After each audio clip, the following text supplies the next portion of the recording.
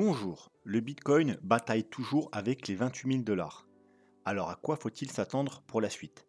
C'est ce que nous allons voir dans l'analyse du jour. Mais avant de commencer, n'oubliez pas de vous abonner, de mettre un petit pouce bleu et de laisser un commentaire. Alors aujourd'hui, ça va pas être une très longue vidéo, je pense, simplement parce que il n'y a pas énormément d'évolution sur le cours du Bitcoin. Il est toujours au prix avec les 28 000 dollars. Donc on va pouvoir s'intéresser entre autres à l'Ethereum et à un petit altcoin.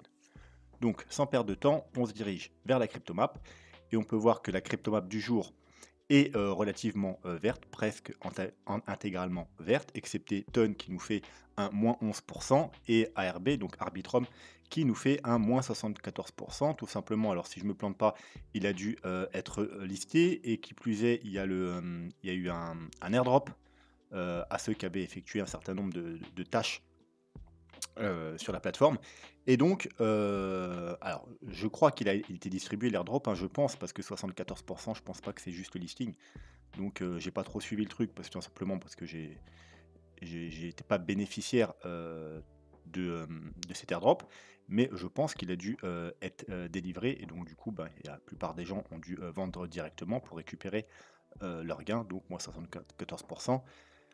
Du coup, c'est pas quelque chose d'exceptionnel, c'est plutôt normal. Voilà, donc mis à part ça, du vert un peu partout. Globalement, on a des hubs de 5 à grosso modo 20%, vous voyez 19 sur Mask. Le CryptoFear, toujours inintéressant, entre 50 et 70, ça ne nous intéresse pas, donc on va passer très vite et on va aller voir tout de suite le dollar. Le dollar, il continue dans la bonne direction, c'est-à-dire à baisser. Ce qu'on veut, c'est qu'il casse ce niveau-là pour vraiment confirmer la tendance baissière long terme. Mais attention, on retourne sur le niveau important, donc ce niveau important de support, et ça va être un peu la clé, tout simplement parce que s'il casse ce niveau et le plus bas, donc c'est très bon signe, mais par contre, il pourrait tout à fait, alors je sais pas si on peut, voilà un petit pinceau, rebondir ici, ou même un peu plus bas, hein, repartir, et ensuite casser le niveau qu'on veut pas qu'il casse, et au passage former un très joli W haussier. Voilà, donc ça c'est surtout ce qu'on veut pas voir si vous voulez voir un Bitcoin toujours bullish. Donc prudence, prudence parce que le Bitcoin est sur un niveau de résistance important, donc les 28 000 dollars, hein, vous savez qu'il y a un gros niveau entre les 28 et les 33 000 dollars, donc 28 000 dollars, alors que le dollar, lui, est sur un niveau de support important. Vous voyez, c'est un peu la croisée des chemins. Donc si le dollar confirme sa tendance baissière, casse ici, vient faire des nouveaux plus bas, bon, bah, il y a de fortes chances que le Bitcoin casse également, à l'inverse, ce niveau de résistance et continue dans un premier temps pour aller rejoindre les 33 000 dollars. Mais si le dollar commence à rebondir et à nous former un W, à recasser des niveaux de résistance, et surtout celui-ci, malheureusement, il faudra s'attendre à un Bitcoin qui reprenne euh, une correction au moins pendant un certain temps.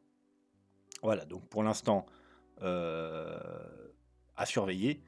Je pense on aura la réponse dans les jours qui viennent ou dans la semaine qui vient, la semaine prochaine.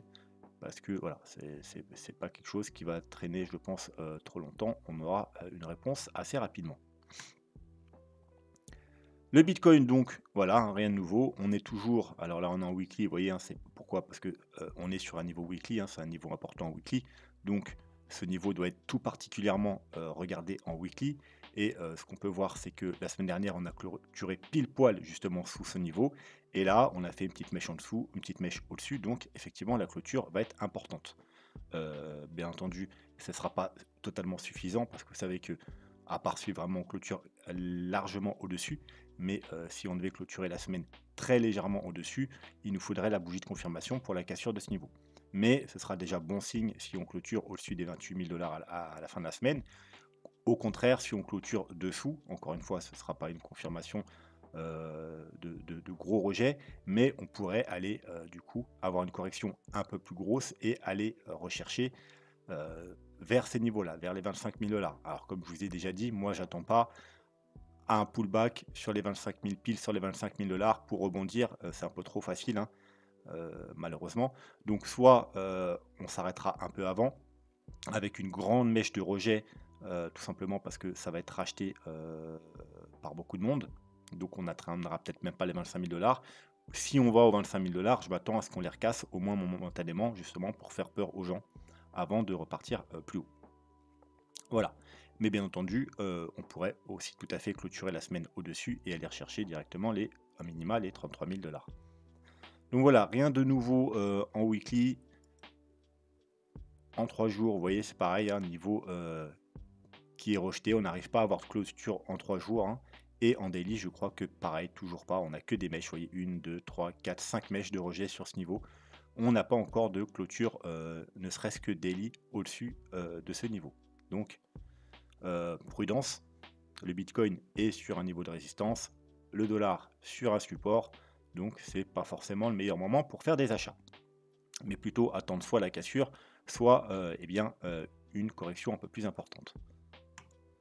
Donc on va terminer du coup l'analyse weekly qu'on a commencé lundi et mardi, hein. Donc si ce n'est pas déjà fait, allez voir la vidéo de lundi et mardi tout simplement parce que c'est là où on a fait le plus gros de l'analyse weekly, donc moyen long terme sur le Bitcoin. Vous pouvez également aller voir la vidéo d'hier, c'est tout simplement une vidéo qui compare un peu le Bitcoin et les altcoins, voir quand ce sera le bon moment ou pas pour passer à l'achat sur les altcoins. En plus, elle est très courte, elle dure 15 minutes, donc n'hésitez pas. Voilà, donc bref, si vous avez déjà vu ces vidéos, on va juste faire la fin, les petits indicateurs qui nous manquent. Et on va commencer par...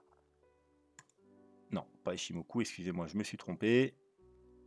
Alors, on va bien parler un peu d'Ishimoku, mais c'est un autre indicateur Ishimoku, c'est Ishimoku Signal, couplé avec un indicateur de momentum, hein. C'est un peu un équivalent du MACD, mais légèrement différent. Donc, qu'est-ce qu'on a? Alors, là, ce qui va nous intéresser, c'est le 2 semaines. Donc, vous savez que je me sers de cet indicateur, c'est surtout pour les bottoms, hein, bien que il peut également nous avertir un peu vers les sommets, mais c'est vraiment l'utilisation principale, c'est sur les bottoms. Simplement parce qu'il nous donne les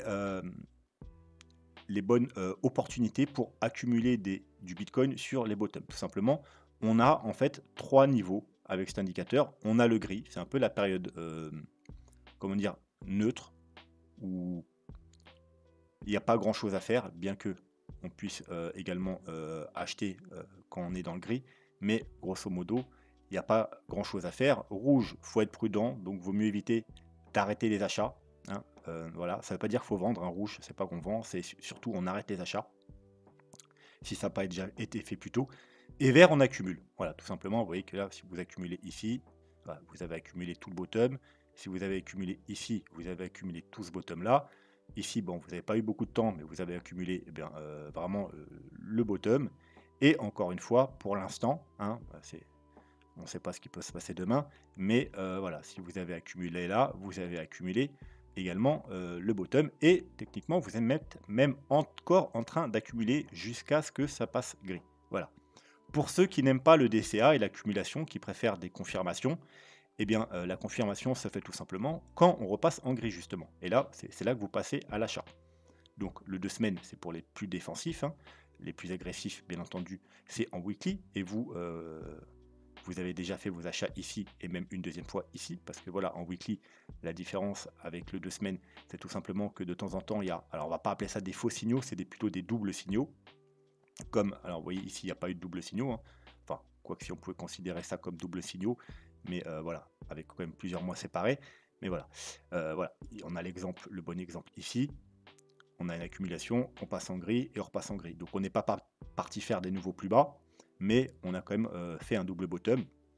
Mais globalement, on ne peut pas dire non plus que c'est un faux signaux, parce que si vous avez acheté là, vous avez quand même acheté près du bottom, même si on y est retourné un peu plus bas après. Voilà, après on a eu une belle tendance haussière. Donc là, on a eu à peu près la même chose ici. Un premier signal, un deuxième signal. Voilà, on ne peut pas non plus dire que, que ce signal-là était un faux signal. Surtout que sur ce coup-ci, on n'est pas du tout allé faire du double bottom. On a continué la hausse. Donc c'était plutôt un très bon signal. Donc voilà, le weekly, on peut s'utiliser pour ceux qui veulent avoir un prix un peu plus intéressant. Le 2 semaines, c'est plus pour ceux qui sont un peu plus défensifs.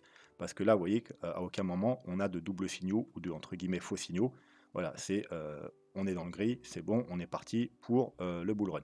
Donc, ceux qui ont en DCA, bon, bah, ils ont commencé tout simplement quand on a cassé les 20 000 $ par rapport à cet indicateur, je parle bien, donc toute cette zone, et ils sont encore en train d'accumuler. Et après, tout dépend, il y a deux moments pour arrêter d'accumuler. C'est soit qu'on repasse dans le gris, tout simplement, si vous avez accumulé assez, si ça a duré assez longtemps, ou alors ceux qui n'ont pas accumulé assez, qui veulent continuer à accumuler, vous pouvez accumuler toujours dans le gris, mais par contre, quand on passe dans le rouge, il faut vraiment arrêter l'achat. Alors, on ne revend pas, hein, parce que si vous revendez le rouge ici, vous vendez à 600, allez, 800, 900 dollars, alors qu'on est monté à 20 000 dollars. Mais par contre, il faut arrêter les achats. Parce que, voilà. Et à la rigueur, là où il faut revendre ou au moins prendre des profits si ce n'est pas déjà fait, c'est si on repasse dans le gris. Vous voyez, en général, c'est une confirmation comme quoi que ça va baisser. Comme ici, premier avertissement. Et deuxième avertissement, confirmation ici. Mais en aucun cas, le rouge, c'est un signal de vente. C'est juste un signal, c'est plus le moment d'acheter. Vous avez largement le temps d'acheter plus tôt. Donc, arrêtez les achats. Commencez à penser à une stratégie de sortie. Ouais, et puis, si vous utilisez d'autres indicateurs, mais si jamais votre indicateur ne vous ont pas prévenu, quand on passe dans le gris, c'est peut-être le moment de prendre des profits si ce n'est pas déjà fait, voire même de revendre. Bref, donc du coup, toujours pas de signal de confirmation long terme. C'est un des derniers indicateurs, hein, avec le mensuel qu'on a vu dans la vidéo précédente, le MACD mensuel. C'est le MACD? Oui, je crois que c'est le MACD mensuel, qui nous a pas encore donné sa confirmation long terme de retournement et de nouveau bull run. C'est un des derniers indicateurs également qui nous manque pour ces confirmations, donc de passer dans le gris. Et bien entendu, on a le petit indicateur de momentum également qui nous a toujours pas donné ses confirmations. Lui, c'est tout simplement, on doit repasser dans le vert, hein, donc au-dessus tout simplement du niveau 0. Donc pas encore, hein, vous voyez qu'on a déjà, on voit bien qu'il y a un retournement de tendance, hein, parce qu'au lieu d'avoir des bougies rouges, on a un très grand nombre de bougies roses qui sont de plus en plus petites, hein. Donc normalement, si ça continue comme ça, on ne devrait pas tarder à avoir le double signal. Mais voilà, c'est pas encore fait, on n'a pas encore vraiment eu les confirmations. Je pense que si on casse le niveau des 28-33 000 dollars, ça sera fait.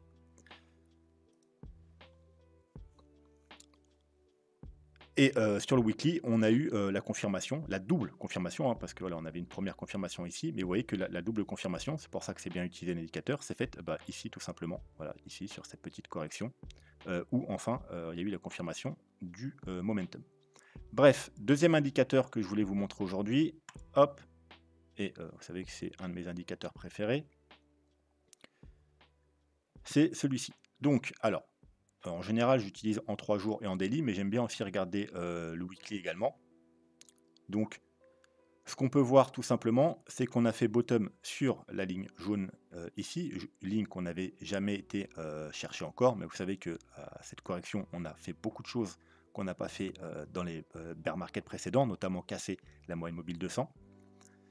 Donc, on est venu chercher la ligne jaune, on a pris appui dessus, hein. Donc on l'avait vu à l'époque, hein, que c'était donc un très bon niveau d'achat tant qu'on ne cassait pas ce niveau, parce que sinon on aurait été potentiellement rechercher le niveau d'en dessous qui se situait aux alentours des 11-12 000 dollars, mais la ligne a bien tenu.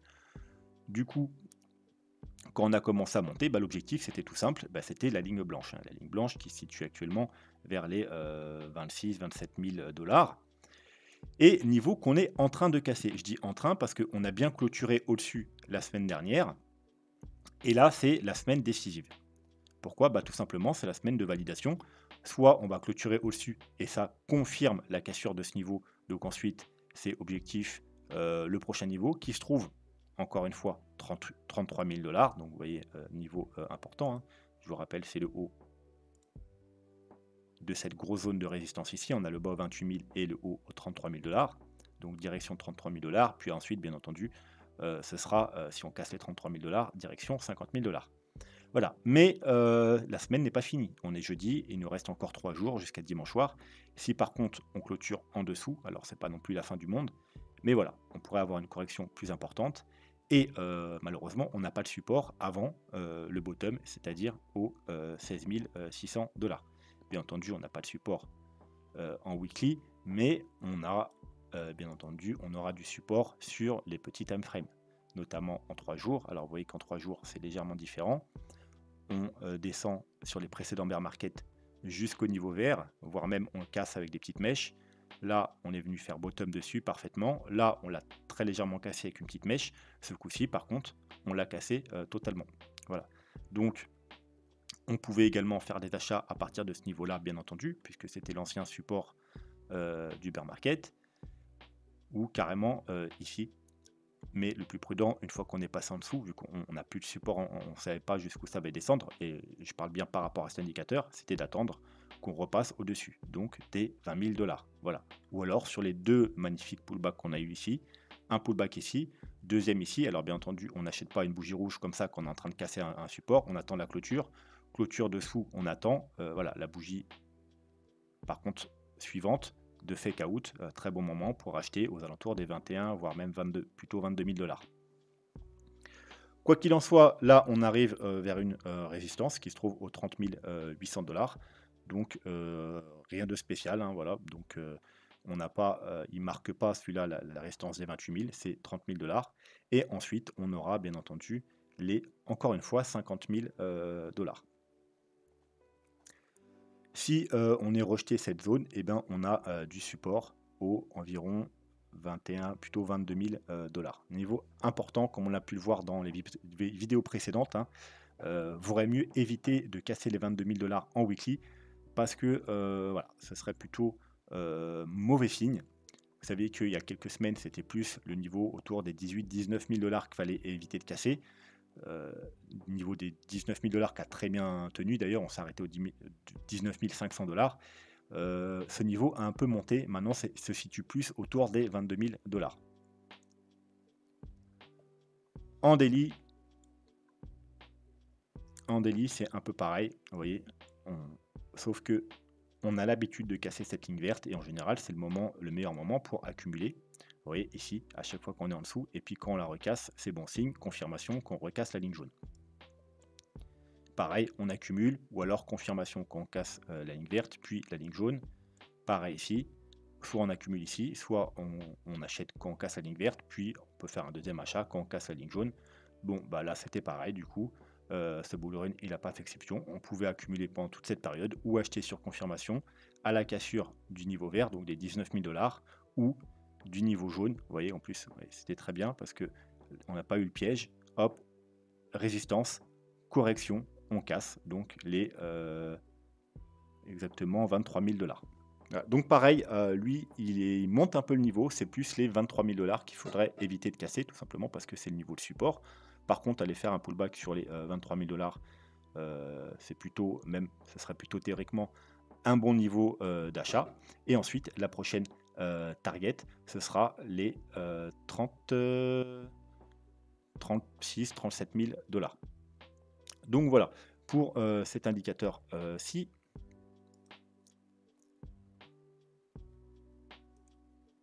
Et on va s'enlever l'indicateur, voir si au niveau graphique, il y a quelque chose à voir. On va se mettre en weekly. Hop, hop, hop. Voilà.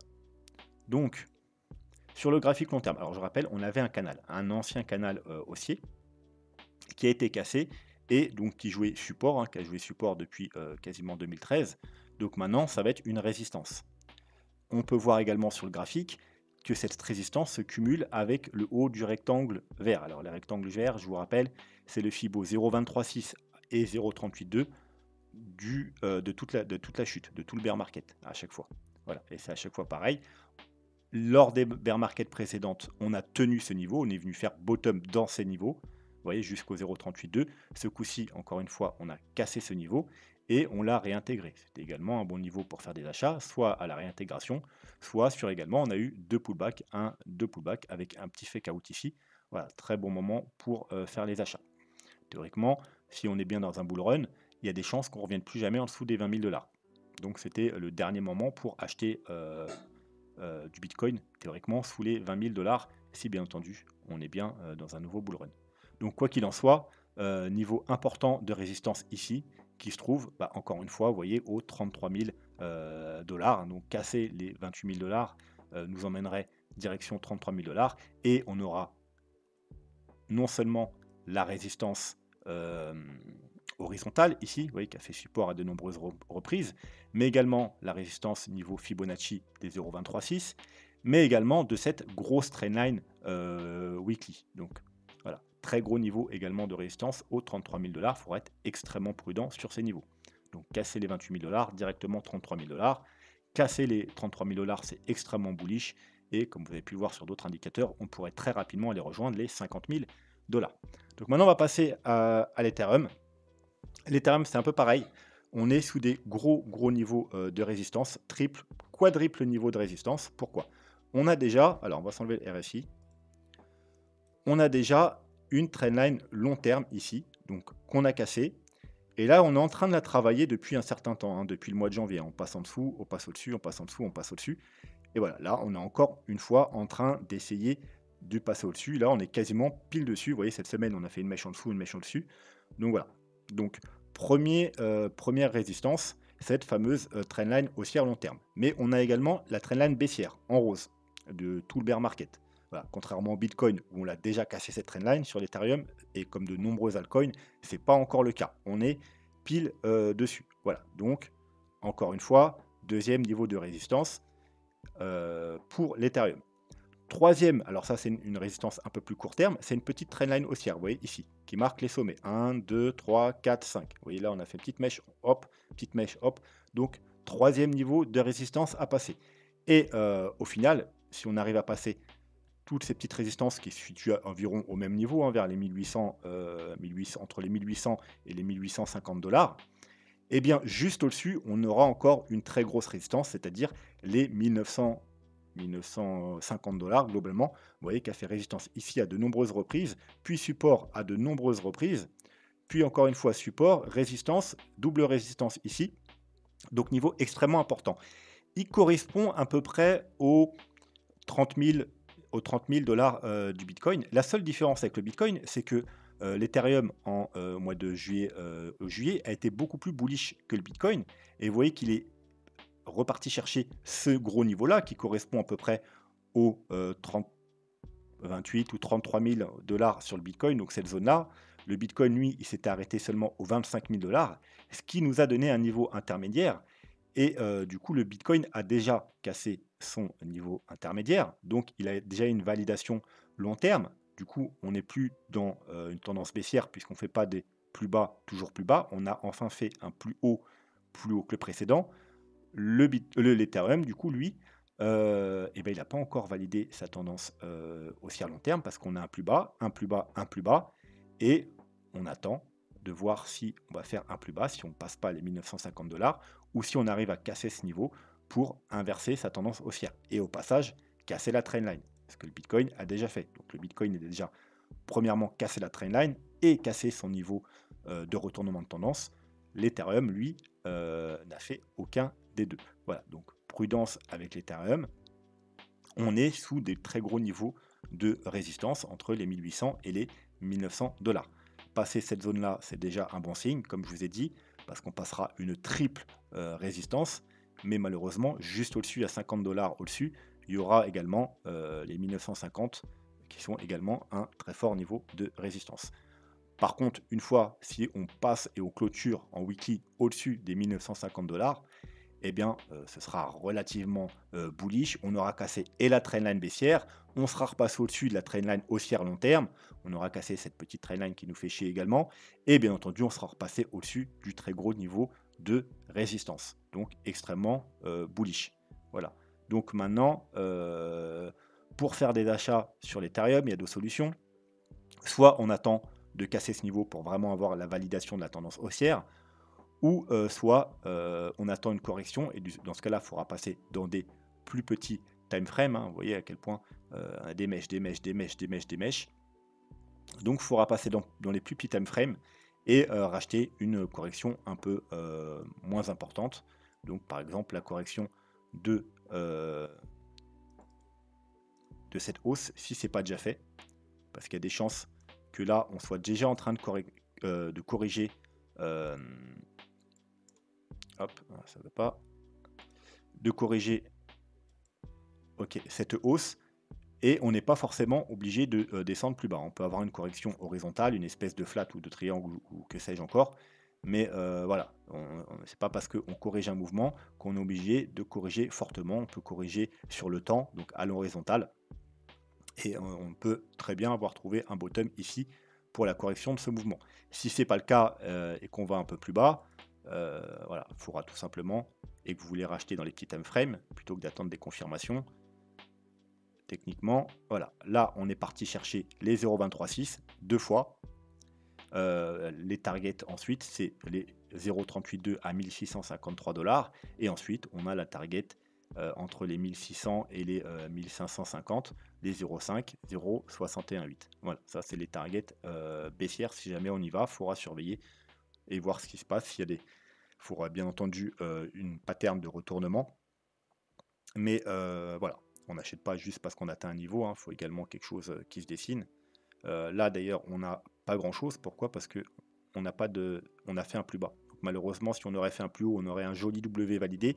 Mais là, c'est pas le cas. On a fait un plus bas, donc c'est pas un W, malheureusement. Il faudrait plus attendre la cassure de ce niveau pour avoir une validation.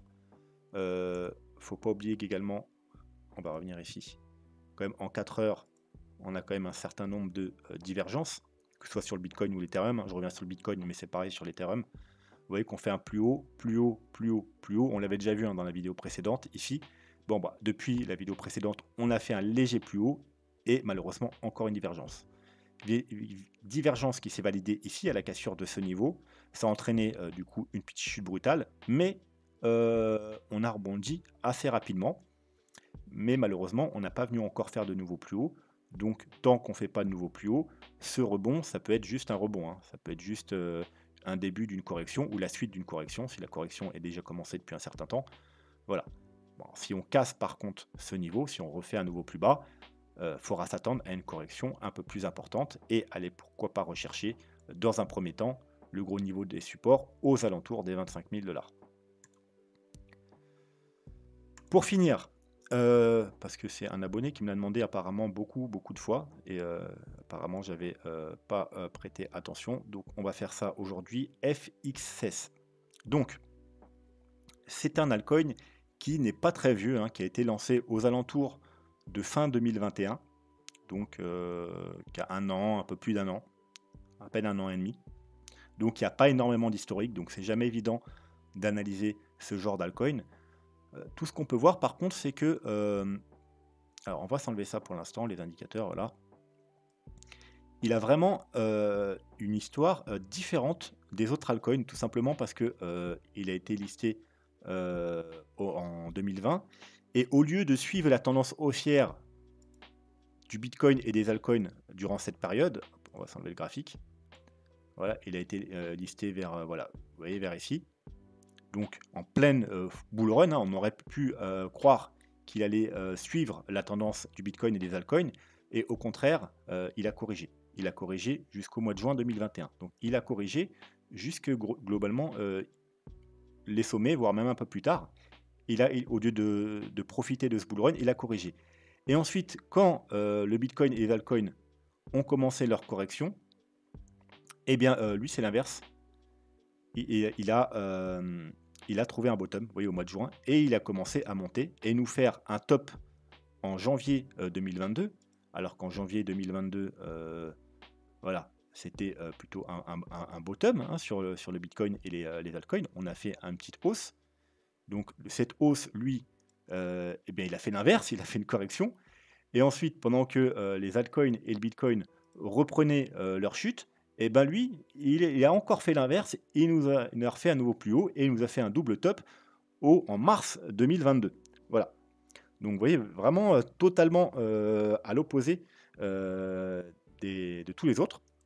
Et ensuite, seulement là, il a commencé, donc vous voyez, il a fait à peu près au final le même graphique que le Bitcoin, ça veut dire une sorte de bull run avec un double top et ensuite une correction, mais cette correction qu'il a commencé beaucoup plus tard. Il a commencé un an après. Au lieu de commencer en avril 2021, il a commencé en avril 2022. Donc correction beaucoup plus courte. Alors est-ce que ça veut dire que du coup, il va devoir corriger aussi longtemps que le Bitcoin et les autres altcoins, et donc que la correction n'est pas finie, qu'il faut s'attendre encore 6 mois ou un an de correction?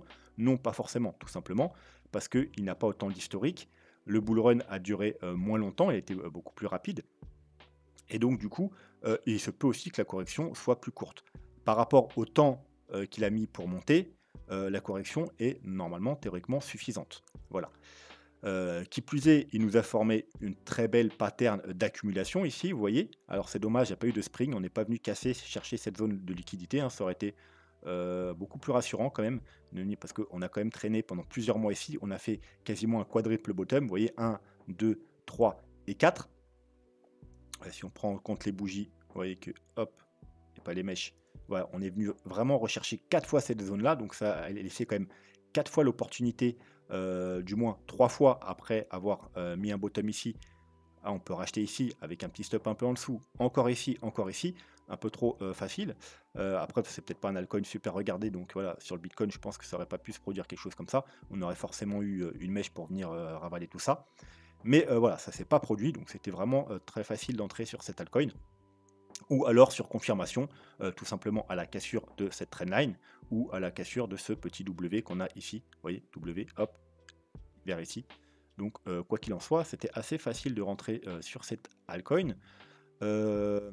Donc on est venu en plus casser, ce gros niveau. On va même mettre par rapport aux bougies, je préfère. Voilà. Donc, du coup, on a validé également, ici, c'était le dernier moment, intéressant pour rentrer à la validation de cette ce gros range, weekly, qui correspond à peu près aux 25 000 $ sur le Bitcoin. De là, on est directement parti rechercher, eh bien, le niveau majeur de, résistance. Vous voyez qu'il a fait résistance ici, ici, support ici à de nombreuses reprises. Et on est parti le chercher et gros rejet, hein, grosse prise de profit ici. Et de là, on a entamé une, correction. Et du coup, la correction a commencé assez tôt, hein, ça fait plus d'un mois, exactement un mois pile, hein. Vous voyez, 23 février, là, on est le 23 mars, hein. Donc il a commencé, encore une fois, hein, il se décorrèle souvent, du Bitcoin ou des autres altcoins. Il a commencé sa correction, le 23 février, c'est ici. Donc voilà, le Bitcoin a corrigé, et les altcoins aussi, mais depuis, ils ont rebondi. Lui, non, il a continué à, corriger tout simplement. Donc, on ne peut pas se permettre d'analyser, le Bitcoin ou les autres pour essayer de voir qu'est-ce qui va se passer sur le FXS, parce que le Bitcoin pourrait très bien corriger et les altcoins à partir de là, vous voyez? Et lui, au contraire, a trouvé un bottom, hein, comme à son habitude, hein, il aime bien faire un peu l'inverse des autres. Au contraire, trouver un bottom, dans ces niveaux-là, et pendant que les autres corrigent, lui, repartir à la hausse. Donc, c'est un altcoin où on sait que faut surtout pas vous fier au Bitcoin ou aux autres altcoins parce qu'il peut faire carrément l'inverse. C'est assez rare sur les altcoins. Il y en a quelques-uns comme ça, et bien il en fait partie, du moins pour le moment. Peut-être après, au bout d'un moment, il va se recorréler, mais pour l'instant, voilà, il faut vraiment l'analyser tout seul et pas tenir compte de ce que font le Bitcoin ou les autres cryptos. Quoi qu'il en soit, on est sur un support intéressant. Vous voyez, c'est le support. Support qui vaudrait mieux éviter de casser. Alors, quand je dis casser, je ne parle pas d'une mèche. Au contraire, hein, les mèches, c'est très bon moment si on réintègre pour acheter. Mais je parle de clôture weekly, hein, sous ce niveau. On n'est pas censé réintégrer ce niveau. C'est un niveau qu'on a travaillé pendant plusieurs mois. On l'a cassé. Donc, pullback, ok, très bien. C'est une bonne opportunité pour acheter. Par contre, réintégrer ce niveau, voilà, ce serait plutôt dangereux. Et voilà. Par contre, si on casse ce niveau et qu'on le réintègre, bon, la cassure de ce niveau, également bon niveau pour faire des achats. En termes de... prendre le plus bas quand même.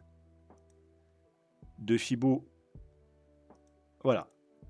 On a donc une première vague haussière. Et là, on arrive, vous voyez, on est venu parfaitement rebondir sur les 0,618. Hein. Donc techniquement, zone d'achat la plus probable, c'est celle-là. C'est-à-dire les 0,5, 0,618. Donc on est voilà, sur les 0,5, là, donc on est en plein dedans. Grosso modo, en chiffres, ça fait entre les 6,50 et les 7,50 $, on va arrondir.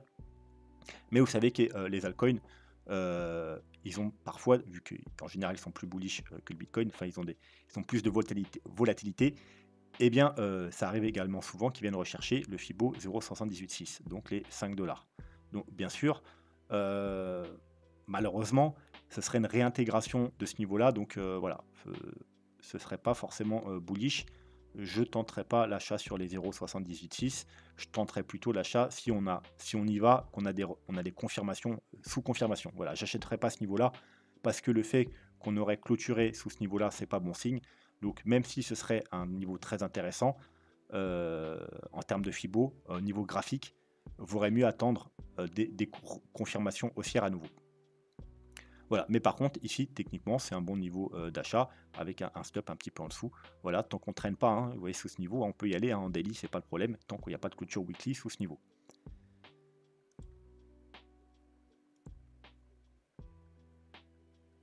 Donc ça, c'est pour les niveaux d'achat. Maintenant, comme je vous dis toujours, hein, acheter un couteau qui tombe ou sans structure, sans confirmation, c'est pas la meilleure chose à faire.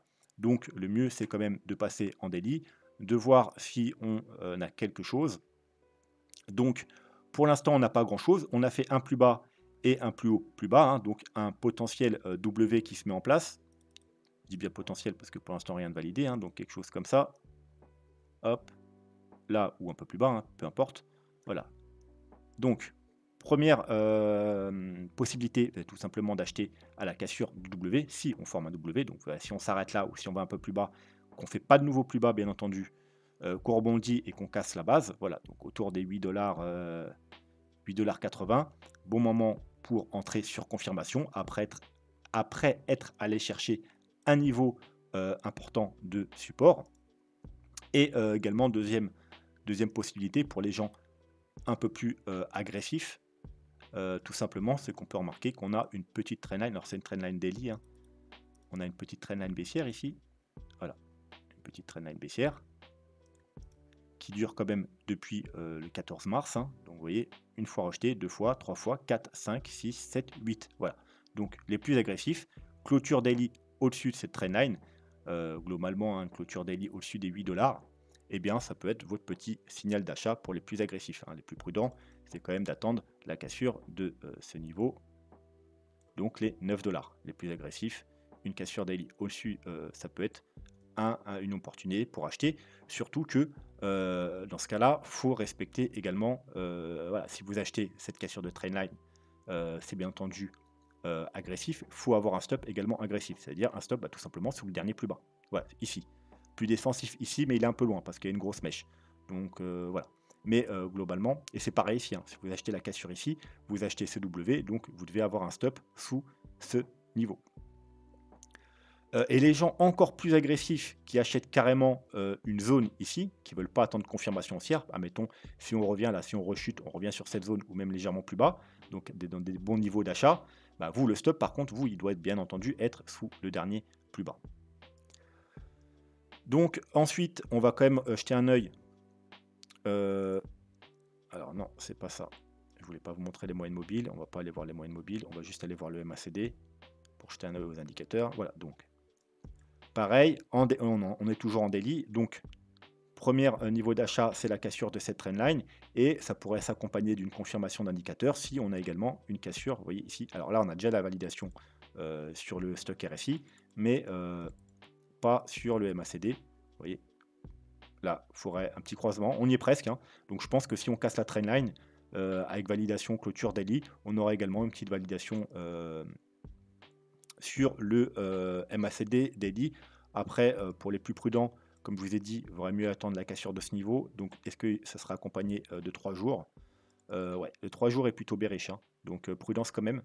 Le 3 jours est bearish. Donc en général, 3 jours, ça annonce des corrections un peu plus importantes. Mais voilà, tout dépendra. Si on casse ce niveau, il y aura sûrement un retournement. Et s'il y a une validation 3 jours, vous voyez qu'on a pareil sur le MACD, sur le stock RSI. Si à la cassure du W, on a également une confirmation ici et sur le MACD 3 jours, bon bah ce sera un bon moment pour faire des achats avec une confirmation un peu plus intéressante que le daily, parce que le daily ça reste toujours risqué. C'est pour ça que je vous dis que c'est vraiment pour les personnes les plus agressives avec un stop relativement serré. Et ouais, on peut aller voir s'il y a quelque chose au niveau des moyennes mobiles. Alors on va s'enlever le graphique sinon on va rien comprendre. Alors vous voyez que même en 3 jours on n'a rien, c'est ça qui est chiant. C'est que c'est totalement brouillon parce qu'il n'est pas assez vieux. Et en daily, on n'a pas énormément grand chose non plus. Donc on a cassé la moyenne mobile de 100 ici. Hein. Et là on a fait un pullback parfait dessus. Voilà, donc tant qu'on est au-dessus, on reste bullish sur FXS. Donc encore une fois, on parle de clôture, il faudra éviter de clôturer sur ce niveau, donc aller faire des nouveaux plus bas. Par contre, si on revient dans cette zone, donc si on devait revenir sans avoir de clôture, ou même, on peut même faire une mèche. Mais voilà, c'est un bon niveau d'achat vers les 7 dollars, grosso modo. Ou alors, à la cassure de ce niveau, comme je vous ai dit, en plus, on repasserait au-dessus de la EMA 21. Donc, ce serait plutôt bon signe, bien évidemment. Voilà, c'est tout ce que j'ai à dire, on va dire, sur FXS, parce qu'il n'y a vraiment pas d'historique. Hein. Voyant weekly, on n'a rien sur les moyennes mobiles. Donc, ça ne sert à rien d'aller voir tout un tas d'indicateurs sur du long terme, puisque ça ne va pas nous apprendre grand-chose. Voilà, sur ce, je vous souhaite une bonne soirée. Et je vous dis à demain pour une prochaine vidéo. N'hésitez pas, si vous avez des questions en commentaire, si vous avez des altcoins à me demander, mettez-les également en commentaire. Sur ce, je vous souhaite une bonne soirée et je vous dis à demain. Tchuss.